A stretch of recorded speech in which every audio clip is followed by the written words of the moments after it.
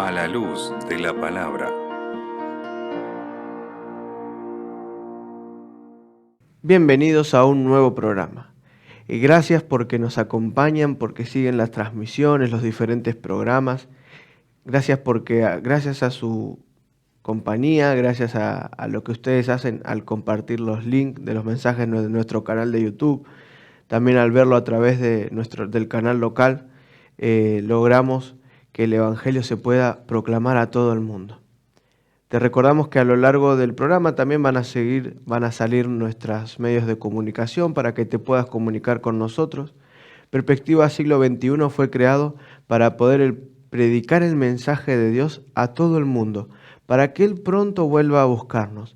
Pero solos no lo podemos lograr, necesitamos de tu ayuda, necesitamos de que vos nos ayudes a través de los diferentes medios. Comunicate con nosotros, preguntanos cómo se puede hacer para ayudar, cómo podemos hacer para poder compartir los links, predicar, sobre todo para que desde tu casa, desde la comodidad de tu hogar, puedas compartir el Evangelio de Dios al mundo entero. Es por eso que en esta mañana estamos estamos hablando acerca de un tema especial. Hoy vamos a hablar, para comenzar con el programa de hoy, sobre la vida de José. Ya empezamos a hablar en el programa anterior acerca de que había sido vendido, había sido sometido a esclavitud, pero que Dios tenía un plan mejor de lo que él pensaba, de lo que él podía llegar a imaginarse. ¿Sí? Vimos a un José soñador, a un José que no solamente soñaba, sino que también a través de Dios revelaba los sueños de los demás. Y por esas circunstancias Dios lo había puesto en un lugar, en un cargo de importancia. Podríamos decir que José era como el segundo al mando de todo Egipto. Era el vicepresidente, podríamos decir. Y José tenía una historia muy particular con sus hermanos, porque había llegado hasta donde había llegado porque había sido vendido y había sido traicionado. Y esta es la vida y este es el contexto de la historia de José. Una persona, un muchacho, un joven que había sido traicionado, que había sido desterrado, que podríamos decir que todo lo que pasaba a su alrededor servía para que él cada vez se sienta peor, para que él sufra más. Pero sin embargo, en medio de este contexto angustioso, Dios decide, porque Dios es grande y maravilloso y nos ama, Dios decide darle una oportunidad a José. Enseñarle que no todo estaba perdido. Cuando humanamente todo lo que nos rodea parece desmoronarse, es Dios quien se mantiene firme con nosotros y nos muestra de que todo eso que para nosotros es quizás insoportable, es doloroso, es angustioso, Dios lo puede transformar para bien. Y este es un claro ejemplo de lo que Dios puede hacer en tu vida y en mi vida si nosotros decidimos mantenernos fieles a Dios ante sea cual sea la circunstancia. Dios nos está mostrando de que Él nos elige para poder trabajar. Es por eso que es importante que prestemos atención a la historia. Voy a leer en el capítulo 42 de Génesis, el versículo 5 y 6. Dice: vinieron los hijos de Israel a comprar entre los que venían, porque había hambre en la tierra de Canaán. Y José era el señor de la tierra, quien le vendía a todo el pueblo de la tierra. Y llegaron los hermanos de José y se inclinaron el rostro en tierra. ¿Saben? Tiempo atrás, unos 23 años atrás, los mismos hermanos habían, podríamos decir, no crucificado, pero sí habían traicionado a su hermano y lo habían juzgado porque él había tenido unos sueños donde él decía que él veía que las estrellas se inclinaban ante él o las espigas se inclinaban ante él. Y hoy, después de un tiempo, esos sueños se hicieron realidad. Pero no porque José era superior o porque José era especial, sino porque José siempre se mantuvo fiel a Dios. Y el plan de Dios para José era mucho más superior de lo que José se imaginaba. Y por eso, acá vemos que en realidad José tenía razón en lo que había soñado. En realidad Dios le estaba mostrando el futuro a José. pero quizás José no lo explicó ni lo dijo de la mejor manera. Quizás José se dedicaba nomás a alardear de su cariño hacia su padre, del cariño de su padre hacia él, su túnica nueva. Pero vemos que tiempo después Dios va acomodando las cosas. Había una gran hambruna en toda la zona de Egipto, donde vivía Jacob, quien ahora se llamaba Israel, el padre de José y sus hermanos, y no había manera de poder sustentar. Había demasiada hambre, no había cosechas, no había de dónde sacar alimentos. Pero Dios le había mostrado al faraón, y José se lo reveló en un sueño, cómo era la manera de poder subsistir. Era trabajar 7 años arduamente, y luego de eso, después de eso, ¿no? Almacenar la comida, ponerla en graneros, grandes graneros, para que luego en los años de hambruna se pueda sustentar todo el pueblo de esa manera. Y acá estamos en ese momento. Había gran hambruna, entonces los hermanos de José deciden ir a Egipto y deciden comprar alimentos porque sabían que en Egipto había alguien que había hecho las cosas bien y el faraón lo había puesto por segundo en el mandato y iban a buscar alimento para poder subsistir. Entonces en el versículo 17 dice del capítulo 42, entonces los puso juntos en la cárcel por 3 días y al tercer día les dijo José, haced esto y vivid, yo temo a Dios. Si sois hombres honrados, quede preso en la casa de vuestra cárcel uno de vuestros hermanos, y vosotros id y llevad el alimento para el hambre de vuestra casa. Pero traeréis a vuestro hermano menor y serán verificadas vuestras palabras, y no moriréis. Y ellos le hicieron así. Ellos habían ido hacia José sin saber que era José, se postran ante José y le dicen, bueno, venimos a comprar alimento para poder llevar a nuestro hogar. Pero José al reconocerlos y al darse cuenta de quiénes eran ellos, los empieza a tentar y los empieza a probar. José necesitaba saber si verdaderamente habían cambiado. José necesitaba entender si después de tantos años, si después de más de 20 años, ellos habían sufrido, habían tenido arrepentimiento de haber vendido a su hermano y de haber traicionado a su hermano. Ninguno de los hermanos los había reconocido. Habían ido no todos los hermanos, el más joven Benjamín se había quedado con su padre, porque su padre le dijo, no los voy a dejar que se los lleven, no sea cosa que en el camino pase algo y me quede sin mi otro hijo amado. Sin este hijo, dice, voy a descender al Seol con canas, decía, ¿no? Va a haber una angustia tan grande que no voy a poder superarlo. Es por eso que deciden dejar a Benjamín. Y José se da cuenta que no está el más chico. Entonces dice que los empezó a acusar de que en realidad ellos no venían a comprar, sino que venían de espías para ver lo que había, para después venir y atacar la ciudad. Pero sin embargo ellos nunca habían pensado en eso. Entonces dice en el versículo 21 del capítulo 42, decían el uno al otro, verdaderamente hemos pecado contra nuestro hermano, pues vimos la angustia de su alma cuando nos rogaba y no le escuchamos. Por eso ha venido sobre nosotros esta angustia. Entonces Rubén les respondió, ¿no os hablé yo y dije, no pequéis contra el joven y no escuchasteis? He aquí se nos demanda su sangre. Y vemos que los hermanos de José tenían el pensamiento que hoy nosotros también tenemos, que es algo similar a esto.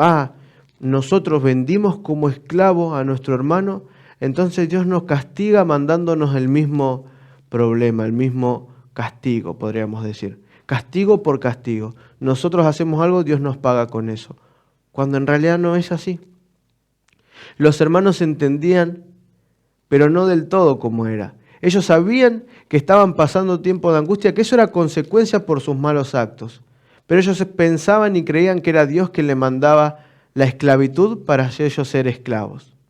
Fíjense que pasaron 3 días en la cárcel, en Egipto, en un lugar lejano, cuando solamente habían ido a comprar alimentos. Pero algo había cambiado en los hermanos.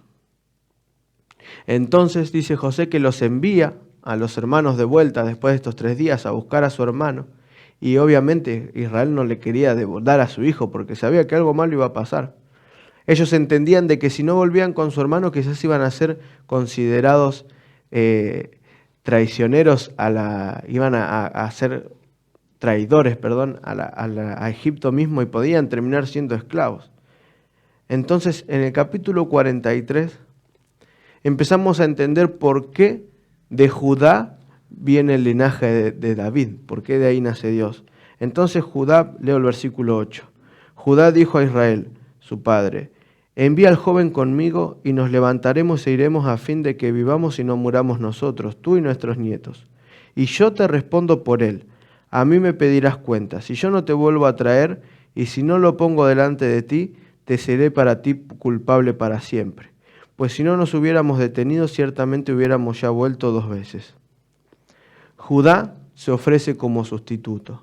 Judá, quien era uno de los principales incitadores a engañar, traicionar a José y matarlo por los celos, ahora entendía que esto era más importante que él, que era el bienestar de su familia. Ahora comprendía de que quizás la otra persona vale más que él, no porque sea más valioso en sí, sino porque es lo que Dios quiere enseñarnos, que tenemos que tener respeto por el otro, valor por la vida del otro. Vivimos en un mundo donde el que tengo al lado cada vez me importa menos. Lo único que importa es satisfacer mis necesidades, mis deseos, y así la moral cada vez va más en deploro, ¿no? Pero sin embargo, acá Judá empieza a mostrar el verdadero Judá que nosotros quisiéramos tener como nuestro ascendente, ¿no? De esa descendencia iba a venir el mayor sustituto en la historia. Jesús, quien iba a morir por tus pecados y por los míos. Entonces, siguiendo al versículo 26 del capítulo 43, dice, y vino José a casa, y ellos le trajeron el presente que tenían en su mano dentro de la casa, y se inclinaron ante él hasta la tierra. Entonces le preguntó José, ¿cómo estaban? Y dijo, vuestro padre, el anciano que dijiste, ¿lo pasa bien? ¿Vive todavía? Y ellos respondieron, bien va tu siervo nuestro padre, aún vive. Y se inclinaron e hicieron reverencia. Fueron porque había quedado un hermano preso en Egipto junto con José, sin saber que era José todavía, y vuelven con su hermano menor. Entonces José les pregunta por sus padres, y fíjense que se vuelve a hacer realidad ese sueño que tenía José sobre que sus hermanos se iban a inclinar ante él. Ellos, sin todavía entender que se estaban cumpliendo casi 30 años después esos sueños de aquel joven lleno de esperanza, lleno de ilusiones, pero que Dios tenía un plan especial. Entonces cuando traen, Él arma un gran banquete, Él los invita a comer. Entonces en el versículo 1 del capítulo 44 dice, mandó José al mayordomo de su casa diciendo, llena de alimento los costales de estos varones, cuánto puedan llevar, y pon el dinero de cada uno en la boca de su costal, y pondrás mi copa, la copa de plata, en la boca del costal del menor, con el dinero de su trigo, y lo hizo como dijo. Y venida la mañana, los hombres fueron despedidos por los asnos. Entonces, otra vez José vuelve a provocar a sus hermanos, a ver si en ellos había alguna reacción desmedida. José los había invitado a un banquete. Entonces en ese momento, en ese banquete, llenos de comida, ¿no? Lo explica mejor el capítulo 44, te invito a que lo leas después con detenimiento. Comen, les llena de vuelta, le vuelve a poner el dinero, no les cobra por lo que le da, pero no solo eso, sino que además utiliza una copa de plata, dice, que la pone adentro del más pequeño, de Benjamín, ese que habían ido a buscar y por quien el padre Israel tanto les había pedido que tengan un cuidado especial. Entonces dice que cuando se empiezan a ir, envía a su criado, a su mensajero, que vaya y que los increpe y les diga, ¿cómo puede ser que me devuelvan este mal por el bien que yo les he hecho? No puede ser que sean así. ¿Cómo me van a robar? ¿Cómo le van a robar al faraón? Entonces dice que los hermanos se sorprenden, dicen, no puede ser. Nosotros no robamos nada, hicimos todo lo que nos pediste, ¿no? Le explica, fuimos, vinimos, compramos, nos trataste de espías, volvimos, fuimos. ¿Cómo no puede ser que te hayamos robado? Entonces dice, revísenos, Entonces los empezaron a revisar y comenzando por el más grande hasta el más chico fueron revisando uno por uno los sacos. Otra vez un momento de tensión en la vida de sus hermanos. Otra vez haciéndolos recapacitar y ellos pensando, seguramente esto es la consecuencia de la traición que hicimos con José. Entonces dice que cuando llegan a la copa del más chico, a la bolsa del más chico Benjamín, encuentran ahí la copa. Entonces, en el versículo 18 del capítulo 44 dice, Judá se acercó a él y dijo, ay, Señor mío, te ruego que permitas que hable tu siervo una palabra en oídos de mi Señor, y no se encienda tu enojo contra tu siervo, pues tú eres como Faraón. Ahí está Judá, quien había sido uno de los principales incitadores a traicionar a José. Pónganse ahora en el lugar de José, teniendo que lidiar con todos estos hermanos, con todas estas personas que lo habían traicionado, con todas estas personas que le habían hecho sufrir la esclavitud, la prisión, el martirio quizás. Lo deben haber castigado, abofeteado, lastimado. José pasó de ser el hijo amado a ser el peor esclavo. Y todo era por consecuencia de los actos de estos que estaban ahí enfrente a él. Entonces en el versículo 30 del capítulo 44, Judá sigue hablando con José. Le dice, necesito decirte algo. Ahora, pues, cuando vuelva yo a tu siervo, mi padre, si el joven no va conmigo como su vida está ligada a la vida de él, sucederá que cuando no vea al joven morirá. Fíjense que estaba intercediendo ahora no solo por él. En ningún momento habla de él, de lo que él sentía, sino del hermano más pequeño y de su padre. Años atrás no le había importado lo que iba a pasar con su padre. Años atrás mataron, degollaron un cabrito, lo llenaron de sangre y le dijeron, acá murió, no se puede hacer nada. No les importó en lo más mínimo el sufrimiento que le iban a causar a su padre. Y hoy, más de 20 años después, Judá estaba preocupado por su padre. Dice, y tus siervos harán descender las canas con tu siervo, nuestro padre, con dolor al Seol. Nuestro padre va a angustiarse a tal punto que va a morir. Entonces en el versículo 32 dice, como tu siervo salió por fiador del joven con mi padre, diciendo, si no te lo vuelvo a traer, entonces yo seré culpable ante mi padre para siempre. Y otra vez Judá poniéndose en lugar de sustituto, poniéndose como garantía, poniéndose y diciendo, su vida vale más que la mía. Te vuelvo a repetir, no es que la vida de otro vale más, pero sí son igual importantes. A Dios ama a todos por igual. Pero él sentía que tenía la obligación de ser el garante de su hermano, como no lo fue con José. Algo indudablemente había cambiado en esta familia. Entonces te ruego, dice en el versículo 33, por tanto que quede ahora tu siervo en lugar del joven, por siervo de mi Señor, y que el joven vaya con sus hermanos. Porque ¿cómo volveré yo a mi padre sin el joven? No podré por no ver el mal que sobrevendría sobre mi padre. Judá ahora no le importaba ser el sustituto. A Judá en este momento le importaba más el sufrimiento del padre que su propio sufrimiento. Indudablemente las cosas habían mejorado en esta familia. Estos muchachos que eran famosos por ser inmaduros, realizar cosas, como se le podría decir, acá no nosotros le decimos cualquier cosa en el sentido de que podían realizar cosas que quizás no era lo que Dios quería. Estos jóvenes habían cambiado, habían encontrado un camino donde no había más mentiras ni traición sobre todo. Y donde sobre todo se preocupaban por su padre. Entonces ya pasaron varias etapas de las pruebas que José le hace a sus hermanos. Y en el capítulo 45 ahora, ya José no aguanta más la angustia y el querer revelarles quiénes son. Ya José entendió que todo lo que había atrás quedó en el pasado. Entonces dice, no podía ya José contenerse en el versículo 1.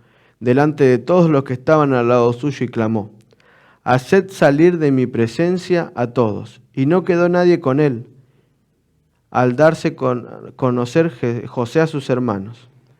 Quedaron en ese lugar solo José y sus hermanos. Entonces se dio a llorar a gritos, y oyeron los egipcios, y oyó también la casa del faraón. Esta angustia que él tenía contenida se hace pública. Por más de que todos hayan salido de la habitación y hayan quedado ellos solos,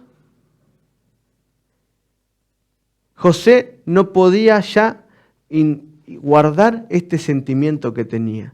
Fíjense ustedes, pónganse en los lugares de los hermanos, estando ante el segundo más importante de todo Egipto, y se les pone a llorar. No entendían nada. Entonces en el versículo 3 dice, y dijo José a sus hermanos, yo soy José, ¿vive aún mi padre? Y sus hermanos no pudieron responderle porque estaban turbados delante de él. Estaban pensando, ¿será realmente José? ¿Cómo nos podemos dar cuenta que es José? José fue vendido como esclavo, ¿cómo ahora es rey? Hay algo que no, la lógica no va de acuerdo a lo que estamos viviendo. Entonces José tuvo que darles un segundo aviso en el versículo 4. Entonces José dijo a sus hermanos, acercaos ahora a mí. Y ellos se acercaron, estaban lejos, acérquense, véanme bien. Y ellos se acercaron y él les dijo, yo soy José vuestro hermano, el que vendisteis para Egipto. Y ahora todos los números cerraban. Viéndolo más de cerca, porque era un niño, 17 años, ahora alrededor de 35, 36 años tendría, este niño habría crecido. Sus facciones habían cambiado. No era lo mismo la manera de vestir del pueblo de Israel que el pueblo de Egipto. Entonces ahí lo reconocieron. Pero fíjense que en José encontramos una de las declaraciones más hermosas y más significantes que podemos tener para nuestras vidas. Y eso lo encontramos en el versículo 5.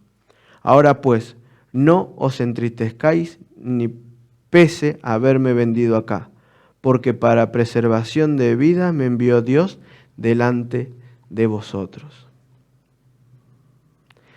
José lo había entendido todo.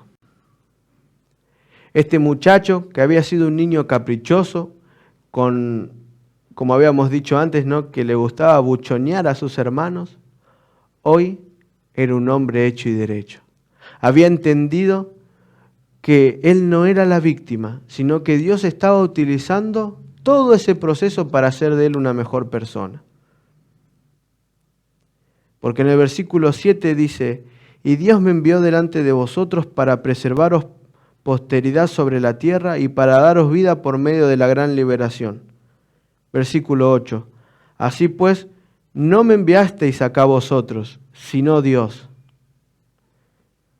que me ha puesto por padre de Faraón y por señor de toda su casa y por gobernador en toda la tierra de Egipto. Entonces José entendió todo. José supo que todo ese proceso de angustia, todo ese proceso de dolor, Dios no se lo envió, pero sirvió para que él pueda ser una persona diferente.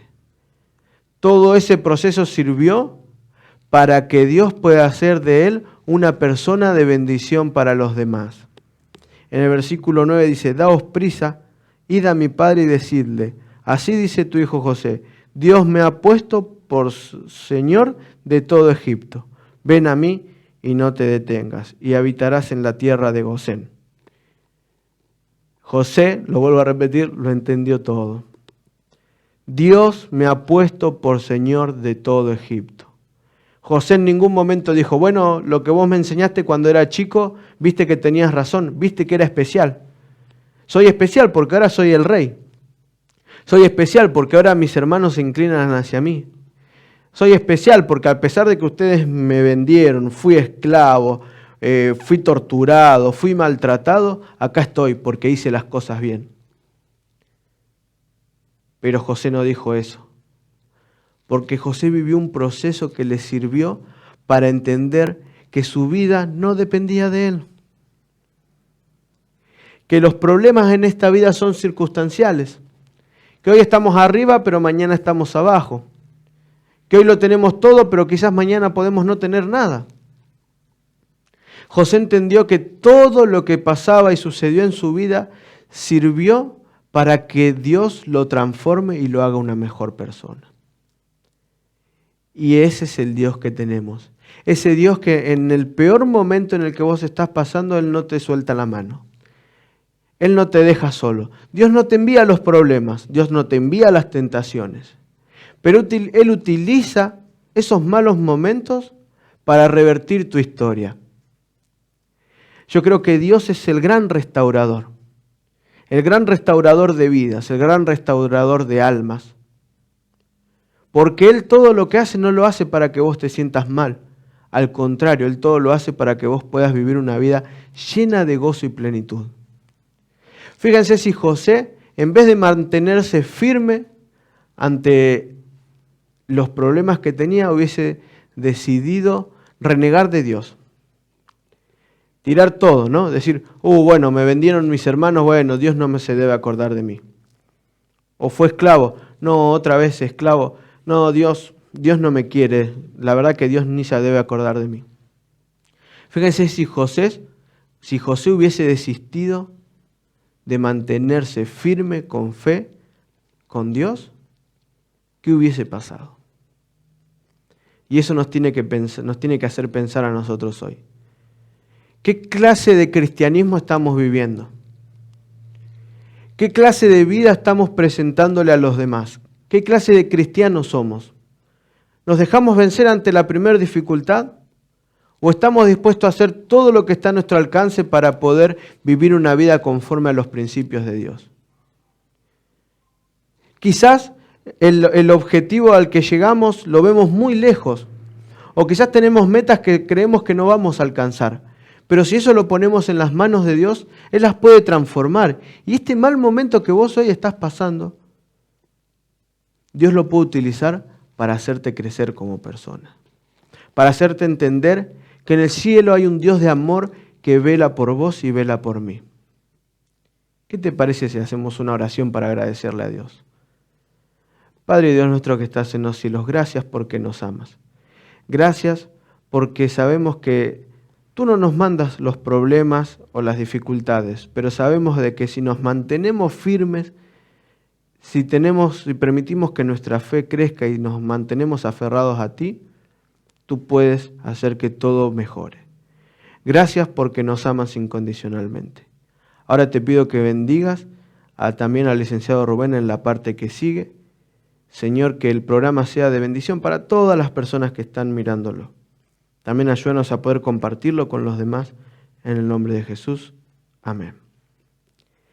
Gracias por acompañarnos en este nuevo programa de hoy.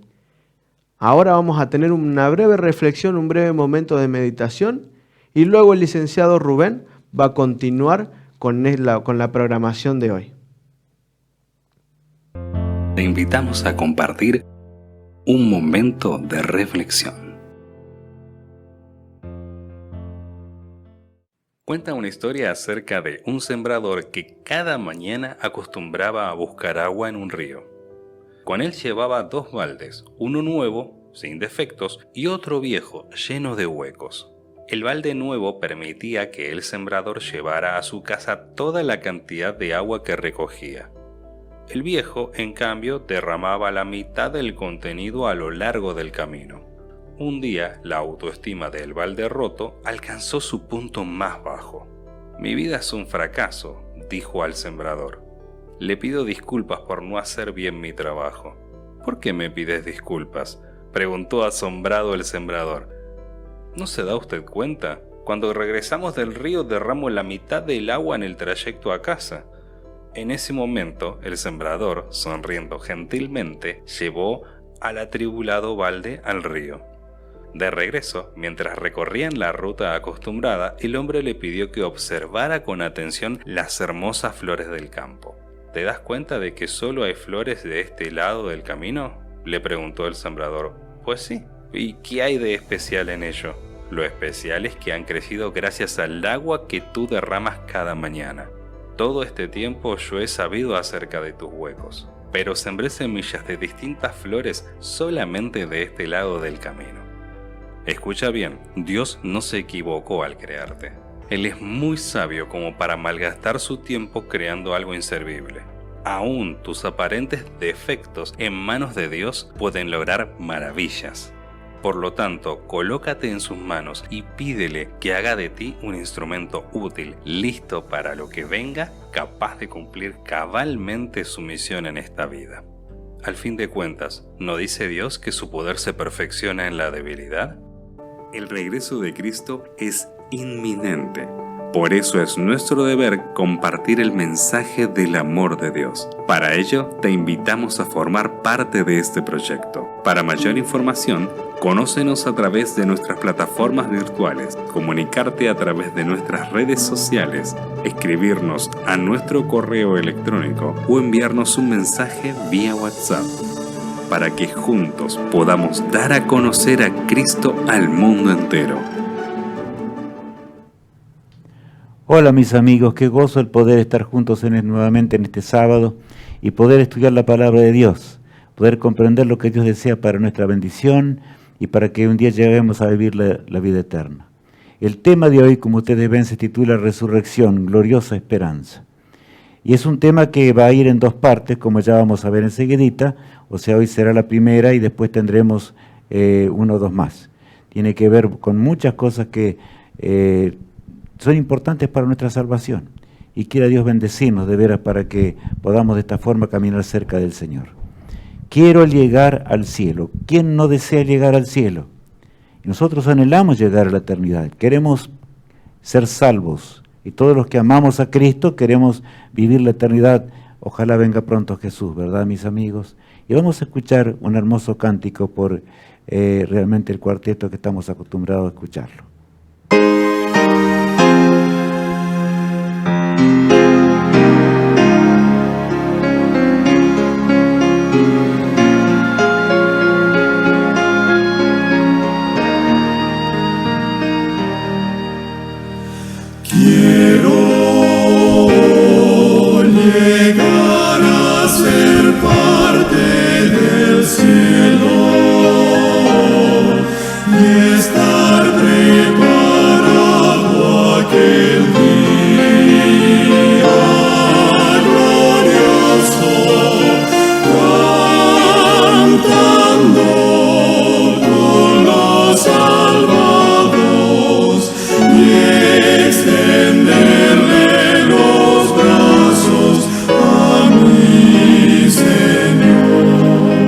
Yo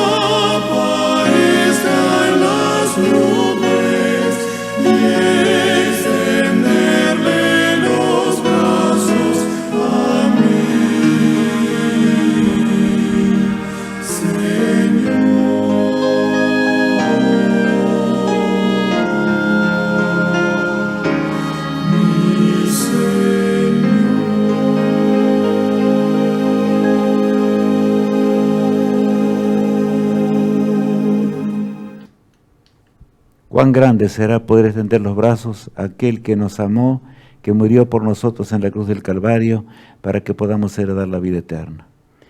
Siempre tenemos que pensar en Cristo, en este mundo turbulento en el cual nos encontramos viviendo. La resurrección, gloriosa esperanza, ¿es tu esperanza realmente? ¿Es mi esperanza? En este mundo tan afligido en el cual nos encontramos viviendo. Allí ponemos simplemente una lámina para que nos ayude a entender. Estamos en un dramático conflicto, una batalla o la última batalla en el universo. Pronto llegará ese momento que en realidad tiene que ver con la batalla final de la historia. Y yo digo pronto porque las profecías fueron dadas para que nosotros podamos entender, podamos comprender en qué momento nos encontramos viviendo.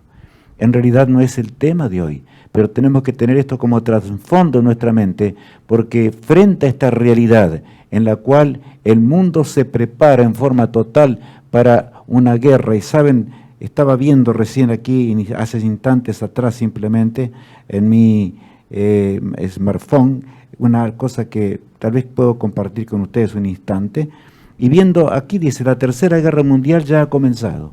O sea, la pongo aquí en esta cámara simplemente para que lo capte. La Tercera Guerra Mundial ya ha comenzado y notamos los mayores titulares en nuestro smartphone, en lo que veramos, en los noticieros, ¿verdad? Todos están anunciando y la crisis mundial está mostrando que llegamos a un momento dramático de la historia humana. Pero mis amigos, ¿estamos nosotros entendiendo lo que esto significa? ¿Por qué no estalla? Uno de los grandes científicos días pasados se preguntaba y decía, ¿por qué no estalla? No podemos entender inclusive cómo no estalla una tercera guerra en forma terrible que podría terminar la humanidad en poco tiempo. Por supuesto, por las armas nucleares que posee esta humanidad. Pero saben, hay un Dios que detiene todas las cosas. Hay un Dios que detiene los vientos, que frena los acontecimientos para que tú y yo podamos ser salvos y para que otros que no conocen la verdad puedan entenderla antes que sea demasiado tarde. Ahora bien, saben, allí tenemos una cita impresionante que quiero compartirla y meditemos profundamente en esto mientras analizamos. Leamos, Alicia. 4 ángeles poderosos retienen los poderes de esta tierra hasta que los siervos de Dios sean sellados en sus frentes.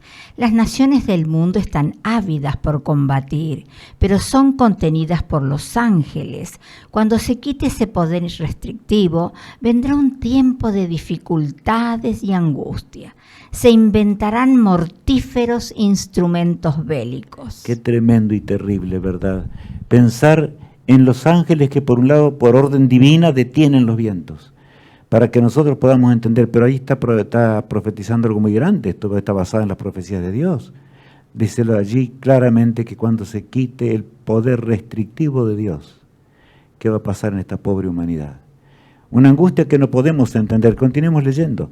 Barcos serán sepultados en la gran profundidad con su cargamento viviente.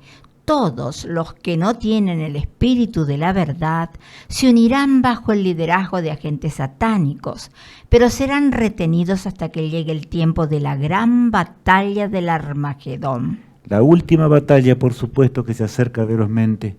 Satanás quiere de alguna forma dominar la tierra y tenemos que pensar en esta realidad.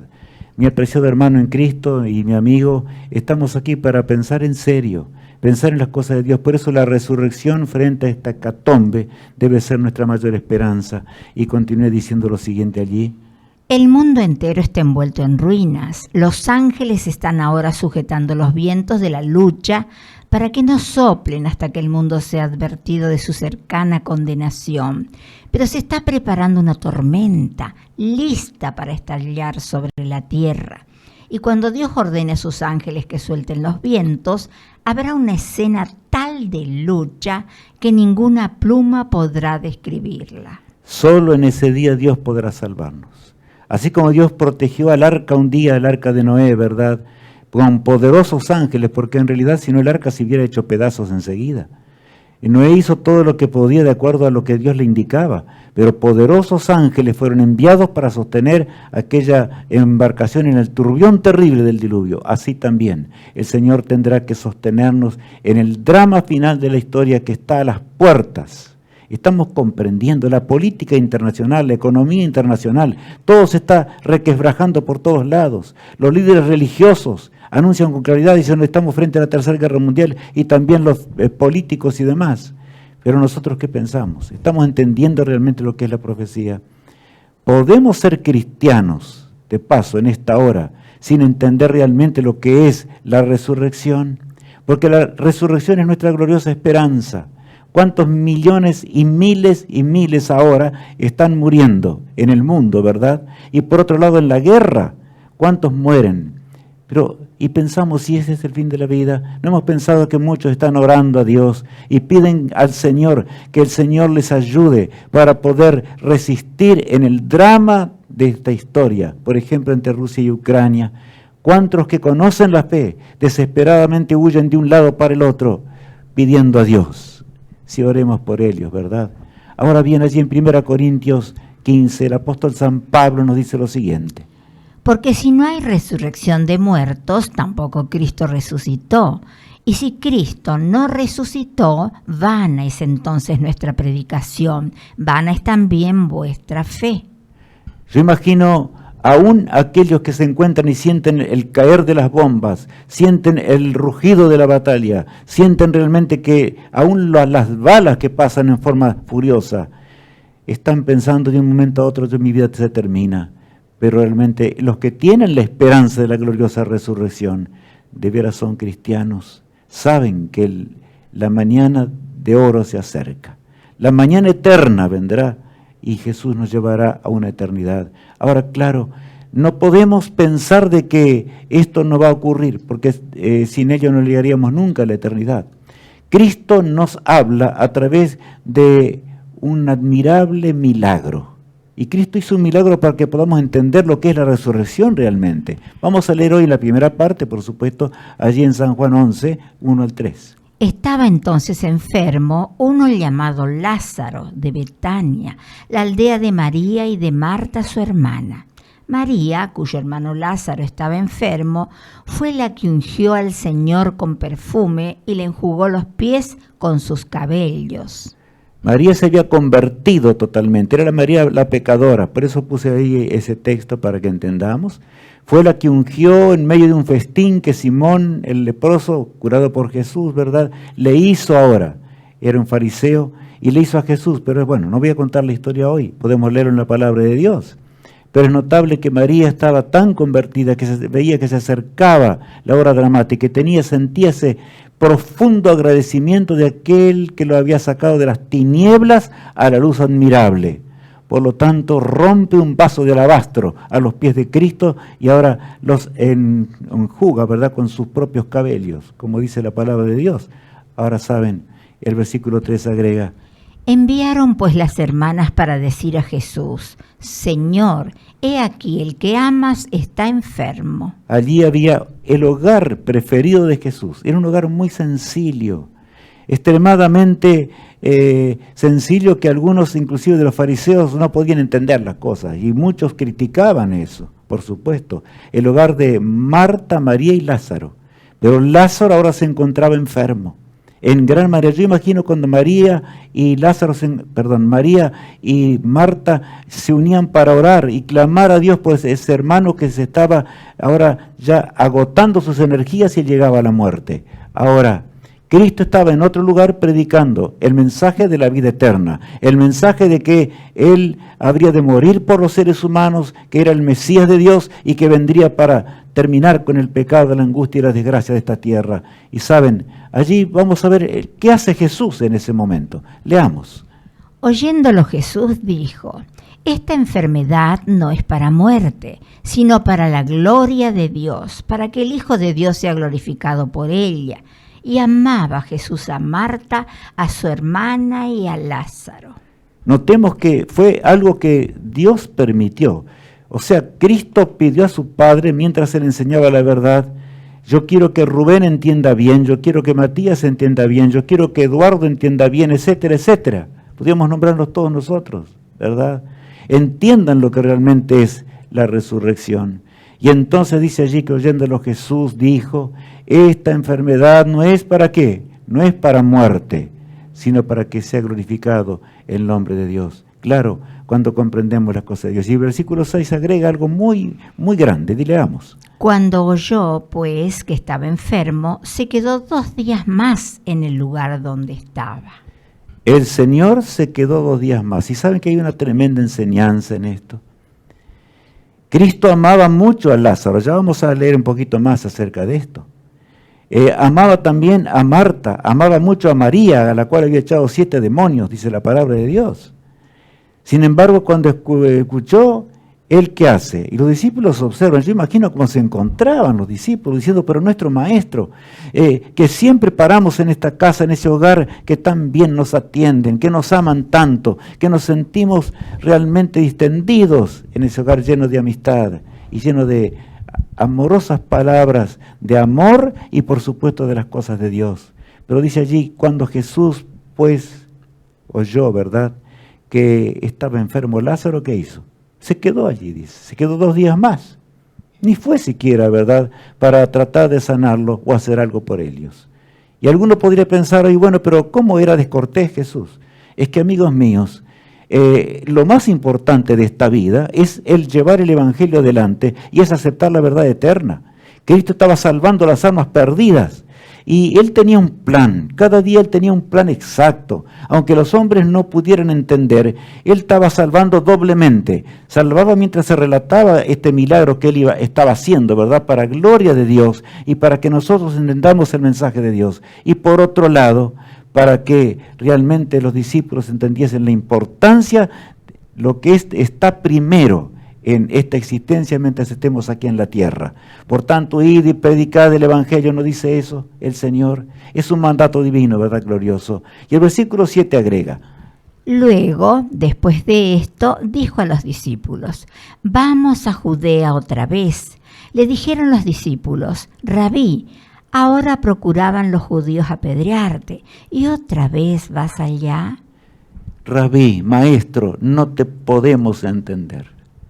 Y los discípulos amaban a Cristo. No te podemos entender en la forma de actuar. Te quedaste 2 días más, pensábamos que te ibas a quedar, porque en realidad los judíos habían amenazado en forma directa que lo habrían de apedrear a Jesús, lo habrían de matar. Ahora, cuando llega el momento asignado en el plan divino, ¿verdad? Entonces dice allí que Él dice, bueno, ahora vamos a Judea otra vez. Y los discípulos le dicen, pero vamos a ir allá, Señor, para que te maten. ¿No sabes que allí te quieren apedrear? Y Jesús contesta de una manera que a mí me interesa mucho que razonemos en este momento. Leamos allí el texto 10. Respondió Jesús, ¿no tiene el día 12 horas? El que anda de día no tropieza, porque ve la luz de este mundo, pero el que anda de noche tropieza porque no hay luz en él. Cristo contesta lo que es la verdadera luz en esta vida. Y aún frente al turbión de la vida en el cual nos encontramos viviendo, como veíamos recién al iniciar el tema, ¿verdad?, en un momento dramático de la tierra, que todos sentimos.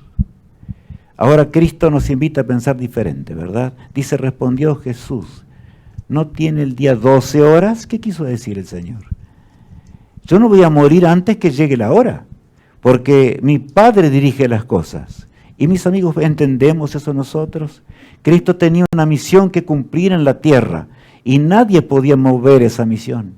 Así como el Señor y sostiene los vientos para que su pueblo en la hora del fin termine con la obra de Dios, nadie podrá mover las cosas. Por más que Satanás luche para destruir la tierra, nada podrá hacer, ¿verdad? Pero una cosa quiero decirles hoy, mis hermanos. Es importante, porque también Jesús agrega algo, que algunos se manejan en la luz, pero otros se pueden querer manejar ¿en qué? En las tinieblas. Y en las tinieblas, cuando no hay profecías y no entendemos las cosas de Dios, no puede reinar el Espíritu Santo en nuestra vida. Y por lo tanto seremos sorprendidos por la venida de Jesús.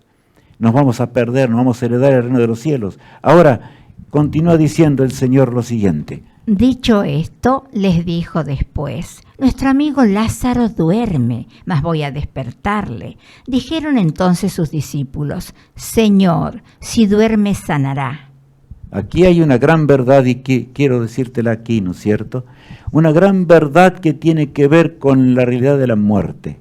Ya tenemos temas que hablan acerca de eso, pero simplemente la recordamos hoy para pensar en serio. Los discípulos no entendían bien las cosas tampoco. Porque Jesús le dice, nuestro amigo Lázaro, y él recalca, nuestro amigo Lázaro está durmiendo. En realidad la muerte es un sueño. Pero entonces, o sea, es como el sueño, o sea, en inconsciencia, no hay conciencia durante la muerte. Y aquí continúa diciendo la palabra de Dios, los discípulos dijeron, bueno, pero entonces, maestro, si realmente él está dormido, va a sanar. Se va a sanar de la enfermedad. Y Jesús les aclara muy bien, porque dice lo siguiente. Pero Jesús decía esto de la muerte de Lázaro, y ellos pensaron que hablaba del reposar del sueño. Qué tremendo, ¿verdad? Y entonces les agrega algo bien claro. Allí en el versículo que encontramos, por supuesto, San Juan 11:11, el 14 vamos a leer ahora. Entonces Jesús les dijo claramente, Lázaro ha muerto, y me alegro por vosotros de no haber estado allí, para que creáis, mas vamos a él. Tienen que entender, mis queridos, y Cristo amaba mucho a sus discípulos. Yo imagino el rostro de Jesús cuando miraba al apóstol Pedro, cuando miraba a San Juan, a los discípulos que estaban rodeándolo, ¿verdad? Entonces les dijo, Lázaro ha muerto. Él está dormido en el sueño de la muerte, simplemente.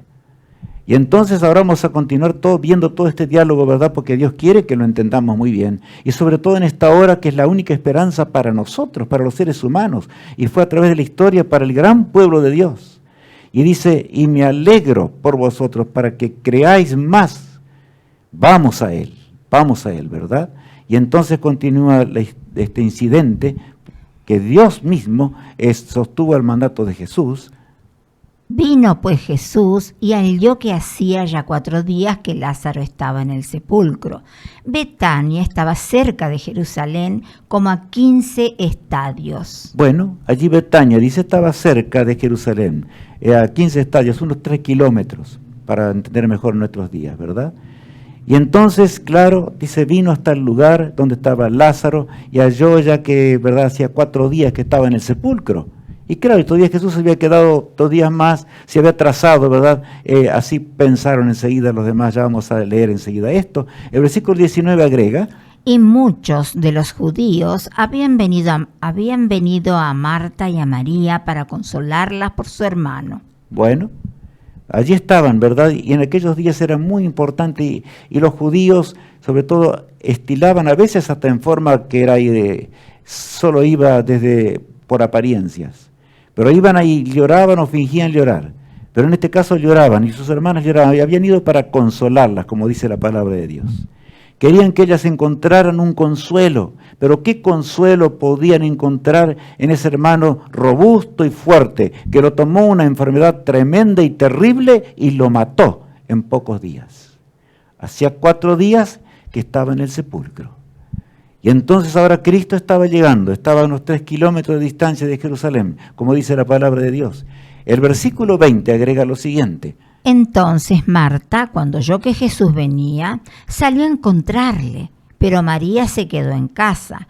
Y Marta dijo a Jesús, Señor, si hubieses estado aquí, mi hermana no habría muerto. Señor, es que realmente nosotros estamos fallando. Yo imagino el rostro de Marta, ¿verdad? Señor, tú me dijiste una vez que yo me ocupaba demasiado en las cosas temporales. Y claro, Jesús le había dicho claramente, Marta, Marta, cuidadosa estás, porque las muchas cosas te tienen turbada.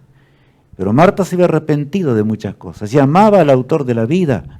Y ahora se acerca a Jesús y de paso entendía muchas cosas Marta. Se acerca allí a Jesús y le habla con ternura. Dinos, Señor, si hemos fallado nosotros. ¿Por qué no viniste antes? Su fe no entendía muchas cosas. ¿Por qué no viniste un poquito antes? Porque si tú hubieras estado aquí, y yo imagino la oración de Marta y María, las 2 hermanas de Lázaro, habían orado intensivamente.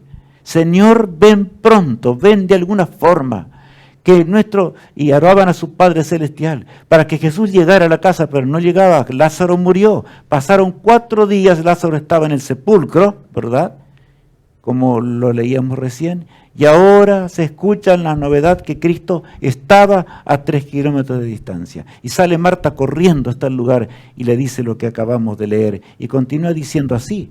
Mas también sé ahora que todo lo que pidas a Dios, Dios te lo dará. Marta tenía más fe ahora que en ese momento cuando Jesús le había dicho, Marta, Marta, cuidadosa estás. Las muchas cosas te tienen turbada. Y mira a su amado Maestro y le dice, Señor, yo sé que todo lo que tú pides al Padre, Él te lo va a dar.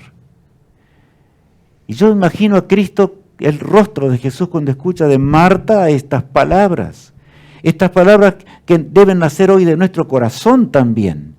Deben nacer de nuestra fe y confianza en el Eterno, en ese hermano mayor que tenemos en los cielos, porque Él fue hasta el Gólgota cruel, sufrió más que lo que cualquiera de nosotros tiene que sufrir en esta vida. Resucitó al tercer día, ¿verdad? Como dice la palabra de Dios. ¿Crees realmente esto? ¿Crees que Él pagó realmente la muerte eterna que nosotros debíamos gustar para que podamos heredar la salvación? Y cuando nuestra existencia termina, estamos dormidos hasta el glorioso día cuando Cristo regresa y Él nos va a sacar de la tumba. Eso es lo que dice la palabra de Dios. Pero el Señor ahora se empeña para que tú y yo entendamos, y para que Marta y María entiendan mejor, para que los discípulos también entiendan mucho mejor las cosas de Dios. Por lo tanto, dice, me gustan estas frases del versículo 22. Más también sé ahora que todo lo que pidas al Padre, ¿Él qué? A Dios Él te lo va a dar. Y ahora continuamos leyendo en el versículo 23. Jesús le dijo, tu hermano resucitará. Marta le dijo, yo sé que resucitará en la resurrección en el día postrero. Yo les hago una pregunta. ¿Conocía realmente Marta la doctrina de la resurrección? Sí, la conocía muy bien. Ahí lo dice el texto bíblico. Jesús le dijo, tu hermano resucitará. Le dijo clarito. Y ella manifiesta la fe que todos los cristianos debemos tener.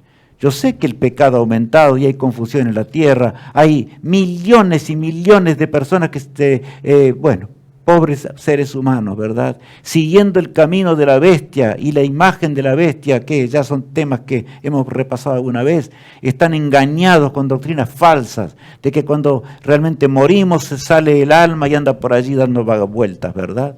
Pero el verdadero cristiano acepta la resurrección de Cristo y el sueño de la muerte hasta cuando Cristo regrese. Yo sé que resucitará, le dijo Marta, en la resurrección. ¿En qué día? En el día postrero. Ella conocía bien la doctrina de la resurrección. Pero ahora les hago otra pregunta. ¿Es suficiente conocer la doctrina de la resurrección? ¿Es suficiente con leer solamente en la Biblia y leer acerca de ella? ¿Estamos entendiendo el poder de Dios? ¿Hemos entendido lo que significa echar nuestra suerte con el amado Salvador? ¿Tenemos la firme convicción de que Él nos va a sacar de la tumba en los momentos de tribulación, en un mundo angustiado? Tal vez este tema muchos llorando habrán de verlo. Un mundo que sufre y llora. Y nosotros tenemos que compartir esta esperanza gloriosa de que hay una resurrección.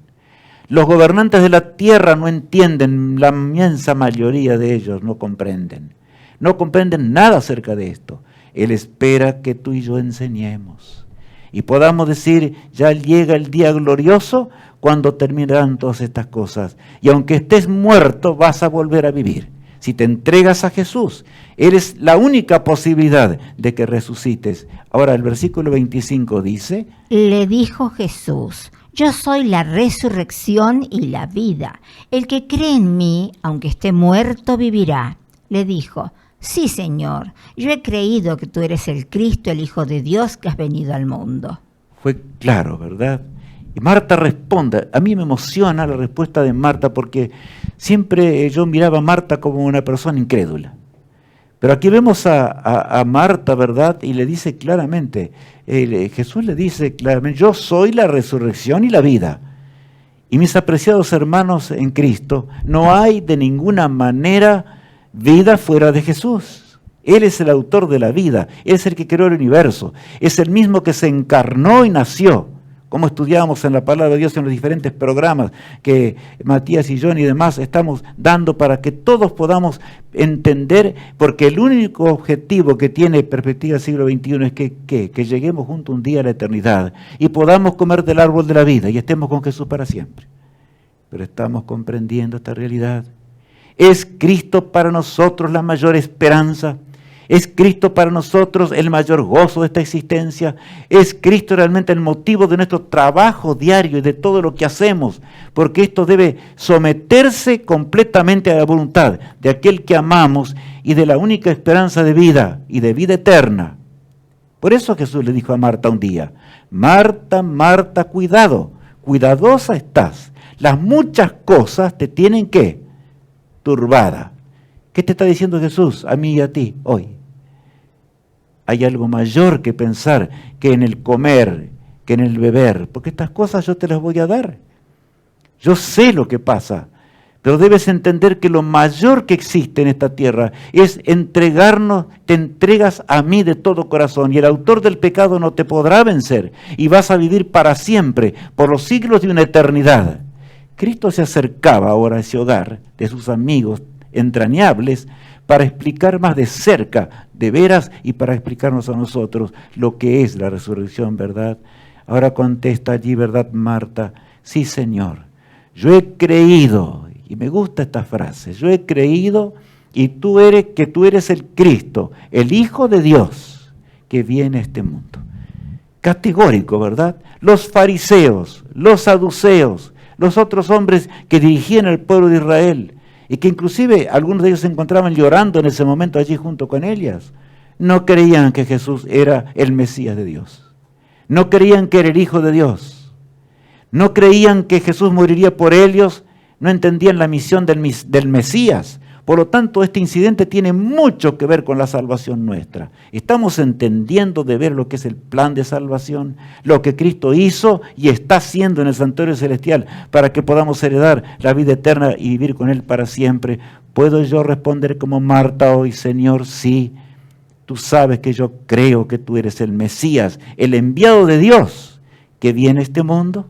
¿Qué es Cristo para ti? ¿Es algo que tienes en el pecho? ¿Es alguna imagen que está allí en la pared? Eso no sirve de nada. Lo que tenemos que tener a Jesús es en el centro del corazón, en el centro de nuestra mente y razonar como Cristo razona. La única forma de vencer el pecado es esta, mi apreciado hermano en Jesús. Por eso tenemos que unirnos hoy a esa escena. Mientras Lázaro se encontraba en la tumba, mientras María y Marta lloraban, mientras Marta habla con el amado Maestro y mientras el amado Maestro contempla esa escena de que su amigo Lázaro, ya veremos enseguida, Cristo también sintió el embate de lo que es la muerte y la tristeza. Dice el versículo 28. Habiendo dicho esto, fue y llamó a María su hermana, diciéndole en secreto: el Maestro está aquí y te llama. Ella, cuando lo oyó, se levantó deprisa y vino a él. También una lección enorme aquí. Dice aquí que Marta, cuando escuchó, ¿verdad?, ya esto, volvió rápido. ¿Rápido a dónde? A su hermana, con la cual estaban orando para que el Señor de alguna forma hiciera algo por su hermano. No entendían por qué había pasado esto. Cristo sabía que los discípulos, yo imagino el rostro de los discípulos, cuando escuchó la noticia, Él se quedó 2 días más tranquilamente. Porque saben, mis hermanos, esa es la fe que nosotros tenemos que tener, la que Cristo tuvo realmente en esta vida. Cuando estuvo con nosotros, el apóstol Pablo dice, es la fe, la certeza de lo que se espera, la convicción de que de lo que no se ve. Estamos entendiendo de el día cuando los sepulcros se abran a mandato del poderoso Redentor que poseemos. Acá dice el texto bíblico, ¿verdad?, que Marta fue rápido y le dijo a quién, a su hermana: el Maestro está aquí, el Maestro ha llegado. Él tendrá un propósito. Y María, sin decir nada, salió rápido al encuentro de Jesús, rápidamente para llegar, y recorrió rápidamente los 3 kilómetros, los 15 estadios que dice la palabra de Dios. Y porque Jesús no avanzaba, se quedó allí. Todo este incidente fue hecho por el amado Maestro que tenemos hoy intercediendo por nosotros, para que entendamos realmente lo que es la vida eterna. Continúa diciendo el versículo 30. Jesús todavía no había entrado en la aldea, sino que estaba en el lugar donde Marta le había encontrado. Entonces los judíos que estaban en casa con ella y la consolaban, cuando vieron que María se había levantado deprisa y había salido, la siguieron, diciendo: va al sepulcro a llorar allí. Bueno, los judíos dijeron, vamos a acompañarla para llorar junto con ella allí en el sepulcro. No había otro tipo de esperanza para ellos. No entendían de veras que el Mesías, que señalado por las profecías a través de miles de años, Cristo vino en el año 4000 de la historia, ¿verdad?, desde que Adán y Eva pecaron, ahora se encontraba en este mundo, pero cuán poco lo entendían los seres humanos.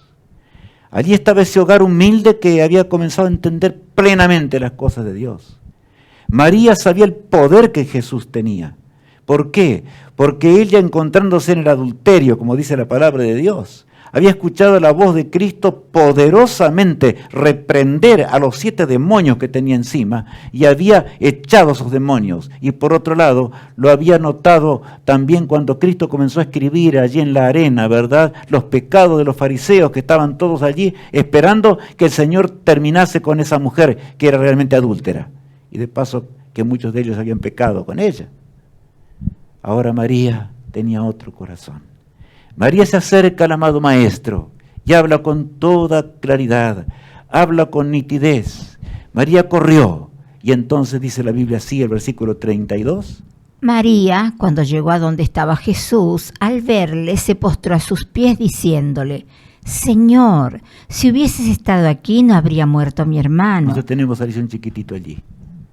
Ustedes notaron que la frase se repite exactamente la misma. ¿Por qué? Porque las dos estaban totalmente convencidas de que el Señor tenía poder para sanarlos de esa terrible enfermedad que nadie podía sanarlo.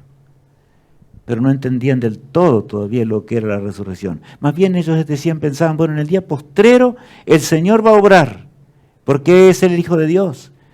Pero Jesús les había dicho, yo soy la resurrección y la vida. Y Cristo quiere que nosotros entendamos eso, cuando aceptamos a Cristo, cuando entramos al bautisterio, cuando nos bautizamos, cuando dejamos un mundo atrás y las cosas de esta vida, para unirnos ahora paso a paso, siguiendo al amado Maestro, venciendo las trampas del diablo que todos los días pone delante de nosotros. Es aquí que entonces podemos vibrar con esa esperanza, porque Él es la resurrección y la vida. Él es nuestro hermano mayor porque quiso ser así. Él nos creó para ser de veras compañeros de Él por una eternidad. El pecado es una desgracia que entró en esta vida. Pero Jesús dice, yo soy el que vivo por los siglos de los siglos. Y a mi mandato, María, nada puede quedar muerto. Marta, no hay poder que no pueda sacar a alguien de la tumba, sino el mío. Eso es lo que Jesús está diciéndote a mí también y a ti en el día de hoy. Allí, claro, dice que los fariseos y dijeron, vamos a llorar con ellas también, porque simpatizamos con este hogar y queremos llorar también, pero con lágrimas sin comprensión. Y yo le pregunto hoy, ¿sirven las lágrimas sin comprensión? ¿Qué sirve que tratemos de consolar a alguien que perdió un hijo, que perdió un esposo, que no sabe que por qué 32 o 35 años o no sé cuántos años está sin el esposo y no entiende por qué? Pero mis apreciados hermanos, debemos entender que Jesús te dice hoy, yo soy la resurrección y la vida. No desconfíes de mí, ni del plan que yo tengo para tu existencia. Porque Cristo estaba mostrando un plan, ¿notaron? Que era un plan. Y Cristo quiso demostrar las dos cosas. El plan de la salvación va correctamente como nuestro amado Maestro lo puede llevar adelante. Satanás debe ser desenmascarado plenamente en su reino de pecado, porque así nosotros deseamos y caímos en esta desgracia, ¿verdad? Pero, ¿cuánto lo comprendemos de veras? El versículo 34 agrega, y dijo, ¿dónde le pusisteis? Le dijeron, Señor, ven y ve. Jesús sabía dónde estaba, porque para él no había nada escondido. Pero ¿qué les dice? ¿Dónde le pusisteis? Y ellas le dijeron, Señor, ven y ve. Y yo imagino a Cristo marchando con Marta y María y llegando hasta el lugar donde estaban los fariseos, sin duda los líderes de Israel, llorando, ¿verdad? Pero no habían encontrado a las hermanas de Lázaro.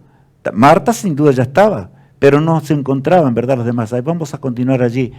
en el texto más corto de la Biblia, pero que es impresionante simplemente. Ese texto de San Juan capítulo 11, el versículo 35, dice, Jesús lloró. ¿Ustedes creen que Jesús lloró porque no tenía poder para sacar a Lázaro de la tumba? No.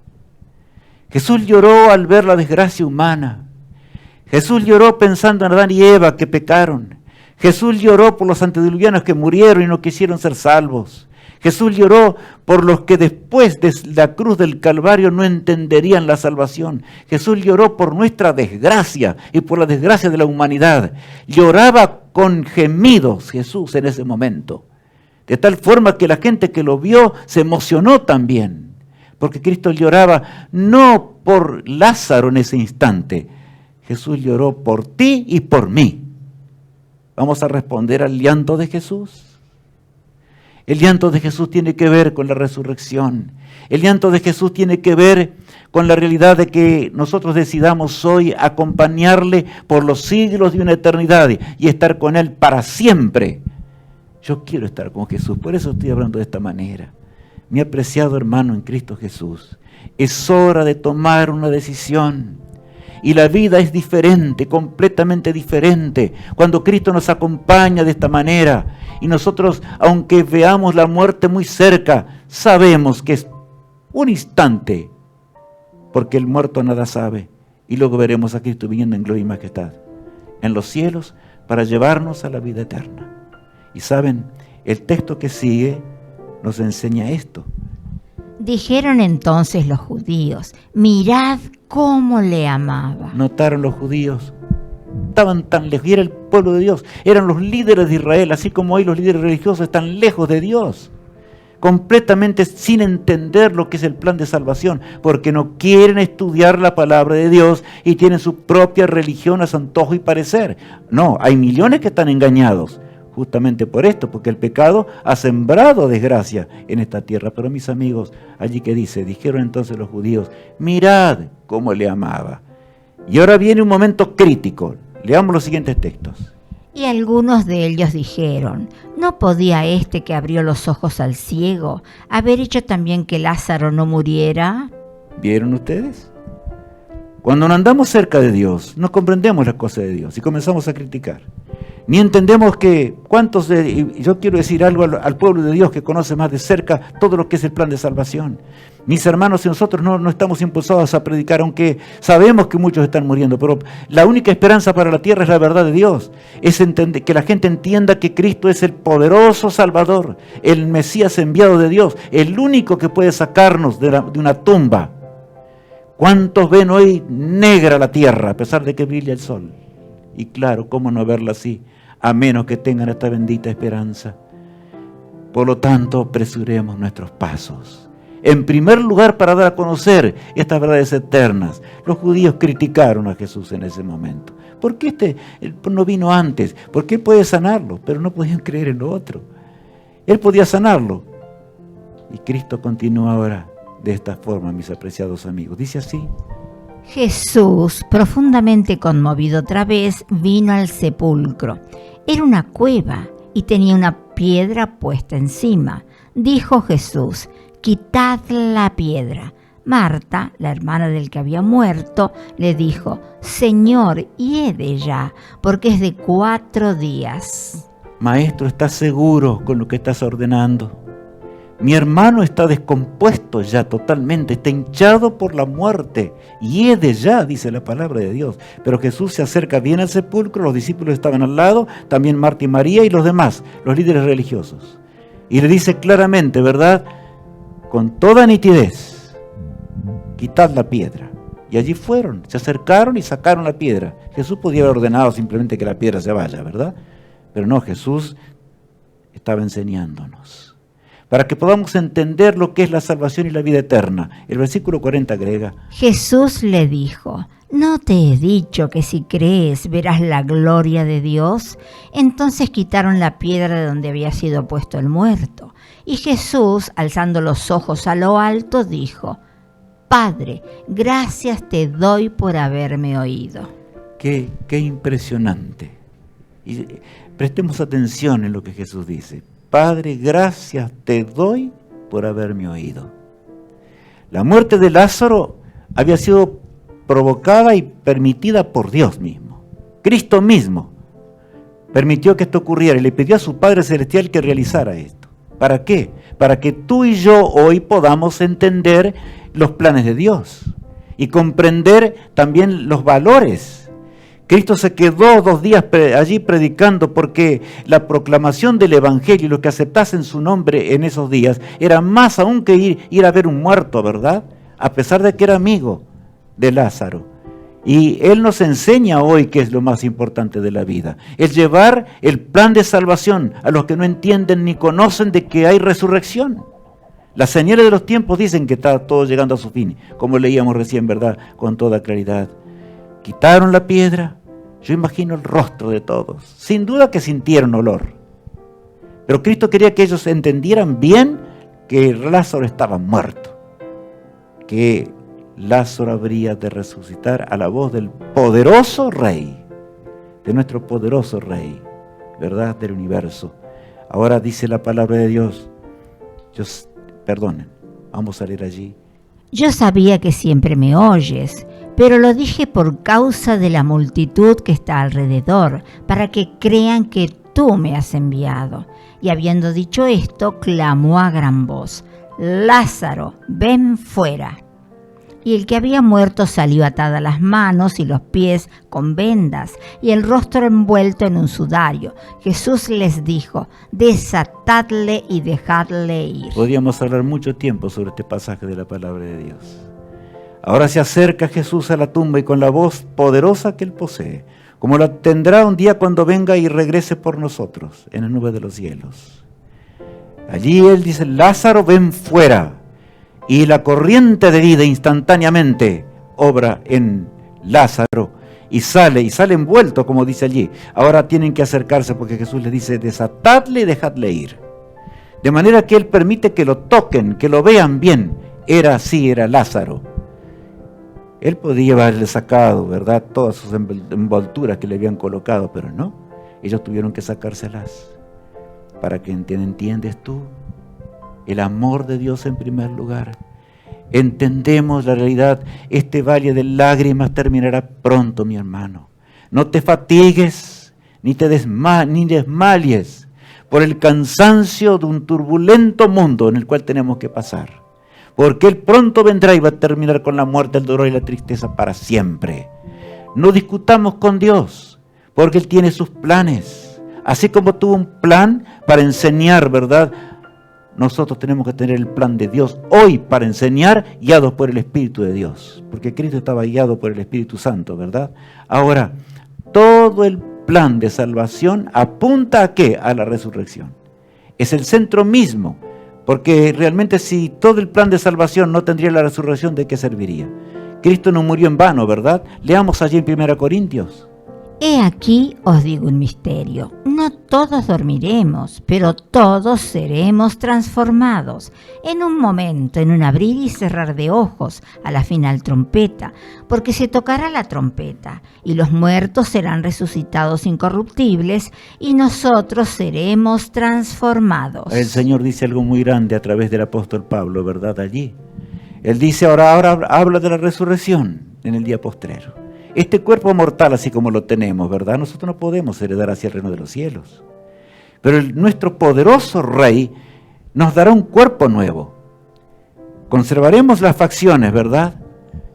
Hasta el día cuando vayamos creciendo más y más hasta alcanzar la altura de Adán y Eva que tuvieron en el principio.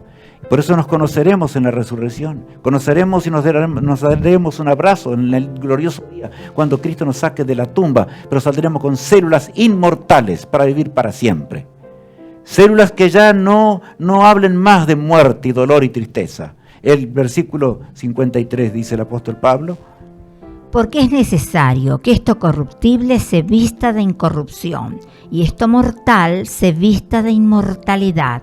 Y cuando esto corruptible se haya vestido de incorrupción, y esto mortal se haya vestido de inmortalidad, entonces se cumplirá la palabra que está escrita: sorbida es la muerte en victoria. ¿Dónde está, oh muerte, tu aguijón? ¿Dónde, oh sepulcro, tu victoria? Impresionante las palabras del apóstol Pablo, ¿verdad? Si el Señor, nuestro hermano mayor, yo lo recalco esto, porque Él quiso ser así desde antes que el mundo fuese, como dice el apóstol Pedro. Si ese hermano mayor que tenemos a la diestra de Dios Padre, todavía intercediendo, sosteniendo los vientos, como leíamos hoy, ¿verdad? Porque el mundo de hoy no existiría ya más, pero lo sostiene por amor de su pueblo, y sobre todo por el pueblo que vive en la hora final de la historia, y por los que todavía tienen que salir de Babilonia y unirse al pueblo de Dios. No te quedes un instante, no juegues con Dios. No quedemos sin Jesús, sin la realidad de aquel que vive y vive por los siglos sin fin. Él nos dará células inmortales. Yo quiero escuchar esa frase tan impresionante, ¿verdad? Que allí se dice en el versículo 55, y dice así: ¿dónde está, oh muerte, tu aguijón? ¿Dónde, oh sepulcro, tu victoria? El apóstol Pablo está pensando en el gran conflicto entre el bien y el mal. En realidad Satanás lucha porque quería ser igual a Dios y lucha para destruir este mundo. Pero Cristo triunfó para que nosotros podamos vivir. Rechazaremos toda la gracia de Dios, rechazaremos el don tan grande de nuestro Padre Celestial. Y mi apreciado amigo y hermano, debemos estudiar juntos la palabra de Dios. Hay un plan que va a nacer en poco tiempo más y que tiene que ver justamente cómo prepararnos mejor para la vida eterna. Porque eso es lo mayor que tenemos en esta existencia. Los días nuestros son para que aprendamos realmente lo que Cristo quiere que aprendamos y que entendamos que la única razón de ser por la cual hemos nacido es nuestro destino eterno. No lo cambiemos por las cosas terrenales de esta vida. ¿Dónde está, oh muerte, tu aguijón? ¿Dónde, oh sepulcro, tu victoria? ¿Verdad? Tremendo pasaje donde Dios nos habla. Por eso, el cántico que ya conocemos lo hemos puesto una vez más. ¿Pero para qué? Para que simplemente meditemos. Porque somos un pueblo glorioso. Si Cristo reina en nuestra vida, si Cristo reina en nuestro ser, si Él habita en nuestro corazón, podemos ser un pueblo glorioso, porque ¿qué esperanza más gloriosa puede haber que esta? De la cual hemos hablado, ¿verdad? Les hablo con lágrimas hoy. Cristo lloró por mí. Ni siquiera pensó en la cruz en ese momento. Lloró por la desgracia humana. Él quiere que venzamos, Él quiere que lo acompañemos en la eternidad. ¿Lo vamos a acompañar? Y mientras escuchamos este cántico, meditemos profundamente.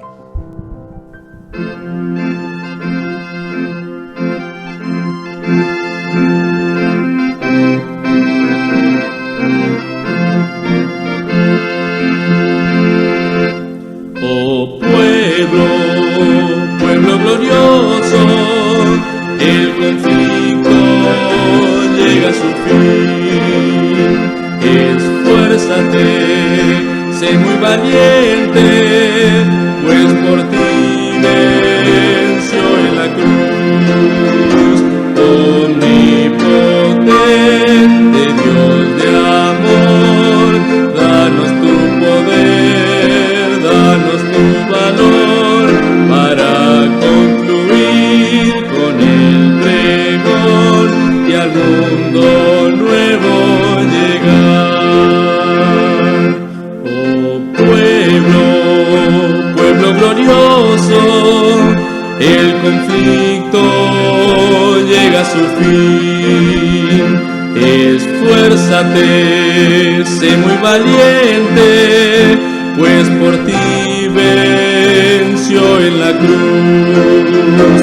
Omnipotente Salvador, condúcenos con decisión para vencer al tentador y al mundo nuevo llegar. Oh pueblo glorioso, el conflicto llega a su fin. Esfuérzate, sé muy valiente, pues por ti venció en la cruz. Omnipotente intercesor, danos el fuego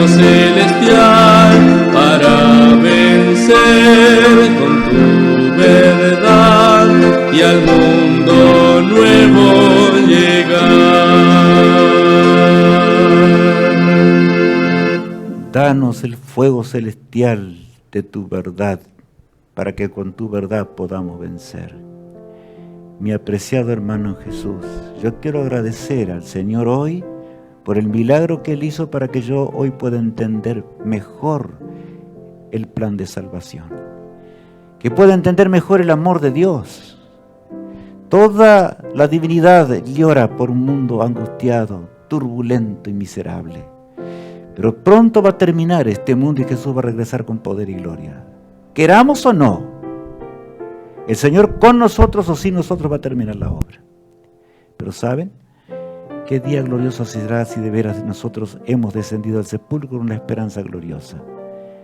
La muerte no tiene poder para contenernos allí, sino que habremos de vivir por los siglos sin fin. Vamos a orar a nuestro Padre Celestial. Padre amado, gracias por todas las cosas admirables que nacen de tu palabra. Gracias por lo que tú hiciste, Señor, en el hogar de Lázaro, Marta y María, a fin de que nosotros entendamos más de cerca la esperanza gloriosa y no más que esperanza, la seguridad, a través de la entrega total de la gracia divina. Señor, nosotros podemos hoy aceptar ese regalo con amor en gran manera. Por eso entregamos nuestro corazón a ti hoy. Entregamos nuestra mente a ti, para que imbuidos por el Espíritu de Dios pertenezcamos a este pueblo glorioso y lleguemos a la patria celestial juntos pronto, Señor. Lo imploramos en el nombre de Jesús, nuestro amado Salvador. Amén. Amigos míos, que el Señor nos acompañe, que el Señor nos dirija. Yo quiero poner énfasis en algunas cositas. Participa con nosotros, dice allí en la pantalla, ¿verdad? Escribiéndonos a través de nuestro teléfono de WhatsApp, ¿verdad? Como allí tenemos el número. ¿Por qué? Porque así podemos usar aún ese teléfono móvil o por supuesto smartphone, como queramos llamarle, ¿verdad? Allí está para que los links puedan ser transmitidos y hagamos de veras una enorme extensión. Si amamos a Cristo, no podremos hacer otra cosa que esto.